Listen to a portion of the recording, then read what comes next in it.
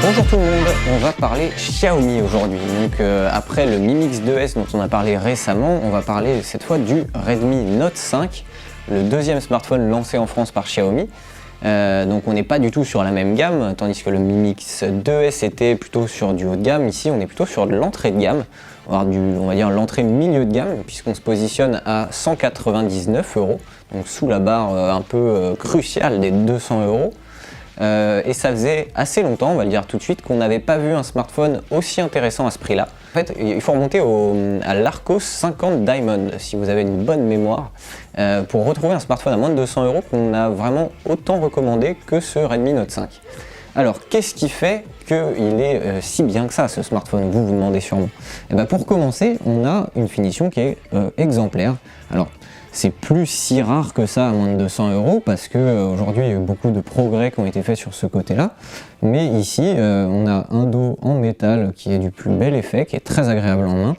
On a un lecteur d'empreintes, bien évidemment, c'est incontournable aujourd'hui même à ce prix-là. On a un grand écran de 6 pouces, 5,99 pour être précis, qui affiche une définition Full HD+, et qui est en dalle IPS. Alors forcément à ce prix-là on n'a pas de l'OLED, mais on a un excellent écran IPS, ce qui est déjà ça on va dire.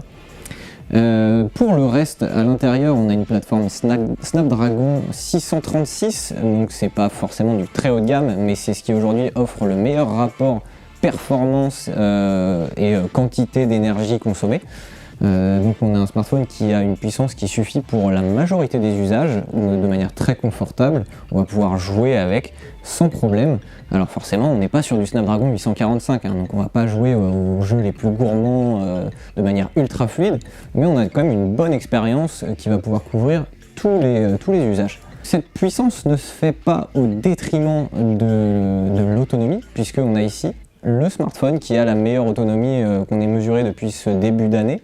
Il est dans le top 5 ever, comme disent les Américains, de notre classement d'autonomie.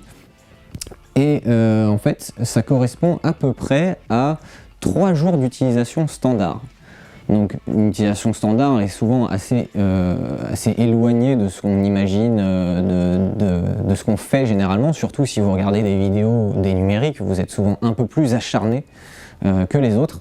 Donc pour ces acharnés que nous sommes, on va plutôt tabler sur une grosse journée et demie, et ça c'est quand même assez énorme parce qu'on va avoir un smartphone qui va jamais nous lâcher avant la fin de la journée. Et pour le coup, à ce prix-là, avec de telles caractéristiques, c'est plutôt pas mal. Souvent, ce qui pêche quand même, à moins de 200 €, c'est la photo. Et donc, on ne peut pas dire que le Xiaomi Redmi Note 5 vienne totalement bouleverser le marché du smartphone en photo, mais pour autant, il se positionne comme l'un des meilleurs à ce prix-là. Donc on a un double module photo ici avec du 13 mégapixels dans le module principal et un capteur 5 mégapixels dans le module secondaire, donc à la différence de beaucoup d'autres appareils qui proposent des zooms ou ce genre de choses, ici c'est pas le cas.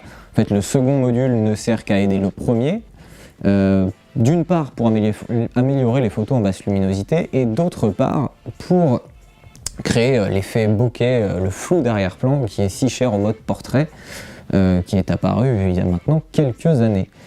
Et donc en photo ça tient carrément la route. Quand la lumière est suffisante, c'est très bon. Quand la lumière baisse, forcément c'est un peu moins bon, c'est encore là où c'est hyper dur. Et finalement même pour du smartphone haut de gamme aujourd'hui, on voit que c'est pas facile de faire de belles photos dans le noir, ou presque dans le noir. Mais il s'en sort quand même tout de même hyper bien. Et en fait, ce smartphone n'a quasiment pas de défauts majeurs. Là où beaucoup de smartphones à moins de 200 € sont obligés de faire des concessions qui sont parfois un peu dérangeantes, ici on n'en a pas vraiment.